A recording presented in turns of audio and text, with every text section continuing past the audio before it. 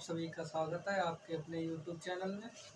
साथियों, आज हम बात करेंगे गन्ने में लगने वाले एक कीट के बारे में जिसका नाम है वाइट ग्रब।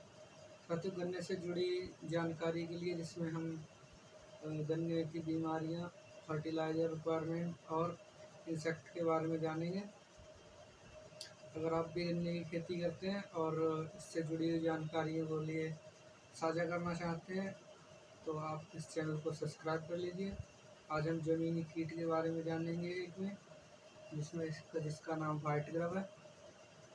इसके लाइफ साइकिल के बारे में, इसकी पहचान के बारे में, इसकी कैसे पहचान की जाती है, इसका नेचर ऑफ डैमेज क्या है और इसको कंट्रोल कैसे करेंगे। साथियों, वाइट ग्रब देखने में जितनी ज़्यादा सफ़ेद और खूबसूरत है उतनी ज़्यादा खतरनाक भी होती है। इसके लिए नेशनल पेस्ट ऑफ इंडिया भी कहा जाता है। इसको भारत का राष्ट्रीय कीट के नाम से भी कहीं कहीं पे संबोधित किया जाता है। इसको बहुत ज़्यादा फसल में नुकसान करती है। ये लगभग हर तरीके की फसल को नुकसान करती है, जिसमें आलू, गन्ना और मूंगफली मेजर क्रॉप्स हैं। मूंगफली में तो ये 20% से लेकर 90% तक नुकसान कर सकती है। साथियों, हम आज गन्ने के बारे में बात कर रहे हैं तो इसके भी जो भी कॉज एंड बेनिफिट या फिर लॉस जो है इसको गन्ने के रिगार्डिंग डिस्कस करेंगे। सबसे पहले बात कर लेते हैं इसका नाम। जैसे कि वाइट ग्रब है, सफ़ेद रंग का होता है। आइडेंटिफिकेशन के लिए बात करें तो इसकी पहचान करने के लिए सफ़ेद रंग का होता है, सी शेप में ऐसे करके इसका शेप रहती है।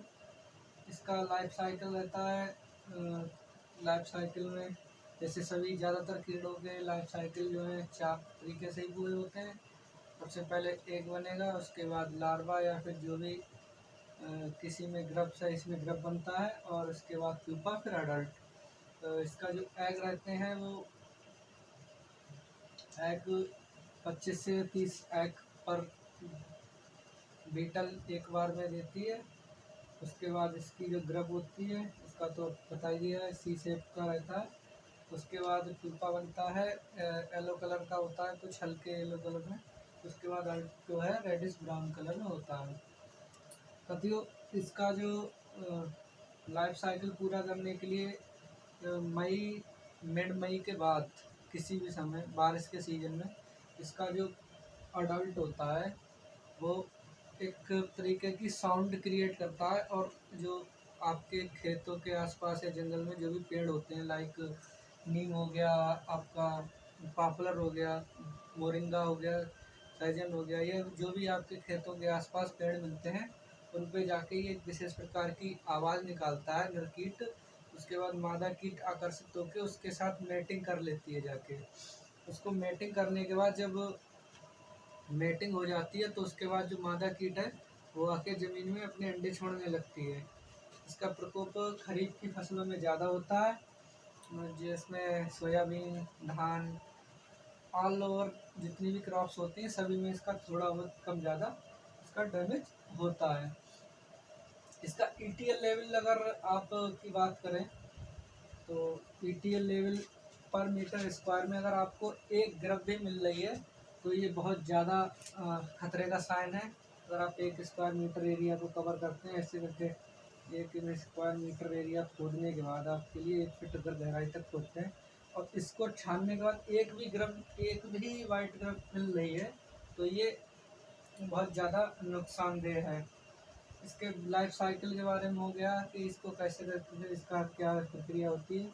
अब बात करते हैं इसका नेचर ऑफ डैमेज, ये फसल में नुकसान कैसे करता है। तो ये सबसे पहले तो जब रूट जोन अवेलेबल नहीं रहता है तो खेत में ये ऑर्गेनिक कार्बन या ह्यूमस को खा के अपना जीवन जो है व्यतीत करता है। इसका पूरी लाइफ साइकिल में एक ही लाइफ साइकिल होता है पूरे 1 साल का। कुछ वैरायटियों का 57-70 दिन का होता है, कुछ का 242 दिन का होता है। तो ये पूरा डैमेज, नेचर ऑफ डैमेज की बात कर रहे थे। ये पूरा जो इसका कॉन्सेप्ट है कैसे करके ये डैमेज करता है। तो सबसे पहले ये जब भी ये खेत में फसल नहीं रहती है उस समय ये ऑर्गेनिक कार्बन वगैरह जो ह्यूमस वगैरह खेत में पड़ा रहता है ये उसके लिए खाती है। उसके खाने के बाद जब रूट जोन निकल आता है तो रूट के लिए खाने लगती है। अगर आप गन्ने की बात करें तो गन्ने में जब रूट को नई रूट निकलती है उनके लिए खा लेता है। तो सबसे पहले जो आपकी फसल में जो लक्षण प्रतीत होंगे तो सबसे पहले आपकी फसल येलो कलर पीलापन देगी, और जब हल्का जड़ें देंगी तो पौधे जड़ों से ही अपना सब भोजन और पानी जो भी है वो जड़ों से ही लेते हैं। तो जब इसकी जड़ें डैमेज होती हैं थोड़ी थोड़ी, थोड़ा शुरुआत करता तो गन्ने की पत्तियां पीली पड़ती हैं। उसके बाद पीली होने के बाद विल्टिंग होने लगती है। आपको ऐसा लगेगा जैसे खेत जो है पानी की कमी से सूख रहा है, जबकि ये दरअसल ये डैमेज कर रही होती है। इसके बाद पूरा अगर एक क्लम्प में एक गिरब है तो उसके लिए लगभग 1.5 महीना लगता है पूरे क्लम्प को ख़त्म करने के लिए। और अगर एक क्लम्प में 2 या मोर देन 2 से ज़्यादा गिरब्स हैं तो ये पूरा क्लम्प जो है विदिन 1 मंथ में ख़त्म कर सकती हैं। इसमें कीट में इतनी पावर होती है नुकसान करने की कि ये पूरे के पूरे प्लॉट के लिए 20 to 90% प्लॉट के लिए ख़त्म कर सकता है अगर ये अपने पीक पे रहता है। जैसे पेंडेमिक स्टेज होती है कहीं कहीं पे। इसकी बात कर लेते हैं, इसको कंट्रोल कैसे करना है। इसको ये कैसे एक कंट्रोल मेजर अलग अलग हैं, इसको डिवाइड करते हैं 4 पार्ट में: cultural, biological and chemical and physical. Cultural control में वह प्रक्रिया आती है जो कि हम अपनी एक्टिविटी द्वारा उसके लिए निर्धारित करते हैं, कैसे करके एक्टिविटी करके रोक सकते हैं। उसके बाद जैसे कल्चरल में हम आप मान लीजिए कि फ्रिक्वेंटली इरिगेशन हो गया या फेवरेबल कंडीशन नहीं देने की, कि इसको फेवरेबल कंडीशन ना मिले जिससे ये आगे इसका ग्रो ना हो पाए, यही चीज़ें होती हैं कल्चरल केमिस्ट्री में। उसके बाद रेसिस्टेंस वैरायटी तो इसमें कुछ होती नहीं है क्योंकि ये बहुत हार्ड इसके दांत होते हैं, बहुत ज़्यादा हार्ड होते हैं और बहुत ज़्यादा मजबूती से इसको काट सकती है। उसके बाद बायोलॉजिकल कंट्रोल आ सकता है क्योंकि प्रकृति ने अच्छाई बुराई बनाई है तो उसके साथ साथ अच्छाई भी बनाई है। ये कॉम्बिनेशन रहता है, जब अच्छाई ज़्यादा हो जाती है तो बुराई कम हो जाती है, जब बुराई ज़्यादा हो जाती है तो अच्छाई कम हो जाती है। तो इसके लिए सबसे जो मेन कंट्रोल मेजर है इसका ये बायोलॉजिकल मेथड ही है, इसको ही ज़्यादा हम फोकस करेंगे। साथियों, वेस्ट यूपी में ICAR द्वारा एक सर्वे कराया गया था, उसका डेमोस्ट्रेशन कराया गया था बायोलॉजिकल। उसमें 3 चीज़ें ली गई थी। एक हेट्रोहेविडिटिस इंडिका नाम का एक फंगस था, उसके साथ में मेटाराइजियम एनिसोप्ली। इसका जो रिजल्ट था वो 15 दिन बाद इसका 76.92 और 30 दिनों के बाद 83.33%, जो कि हाईएस्ट है। इतना किसी भी केमिकल से भी इसका रिजल्ट नहीं मिल सकता है। इसके बाद इस पर बिवेरिया बैसियाना का भी इस पर बहुत अच्छा प्रभावी नियंत्रण पाया गया है। इसके साथ साथ में बात कर लेते हैं इसके केमिकल कंट्रोल की।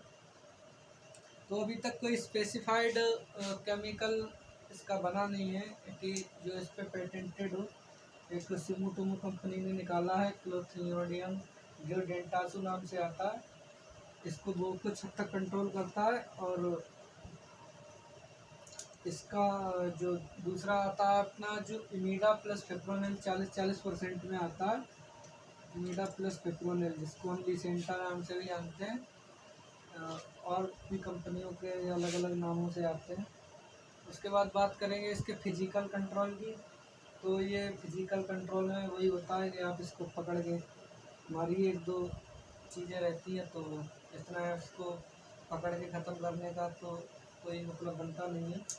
फिर भी एक चीज़ ये कर सकते हैं कि आप इसमें फिजिकल में फेरोमोन ट्रैप लगा सकते हैं बीटल को नेटिंग से बचाने के लिए। उसके बाद जो मई जून में लाइट ट्रैप से कंट्रोल कर सकते हैं। साथ ही वाइट ग्रब की जो पोटी होती है वो हमारे खेत में जो जंगली जानवर होता है, जंगली सुअर बोर बोलते हैं इसके लिए, वो भी आके इसको लौट के हमारे गन्ने की फसल को नुकसान करते हैं। इसमें थाइमोथैक्सम 30% एफएस का भी बहुत अच्छा रिजल्ट रहता है, जो कि अलग अलग कंपनियों का आता है। अडामा का तालिया नाम से आता है।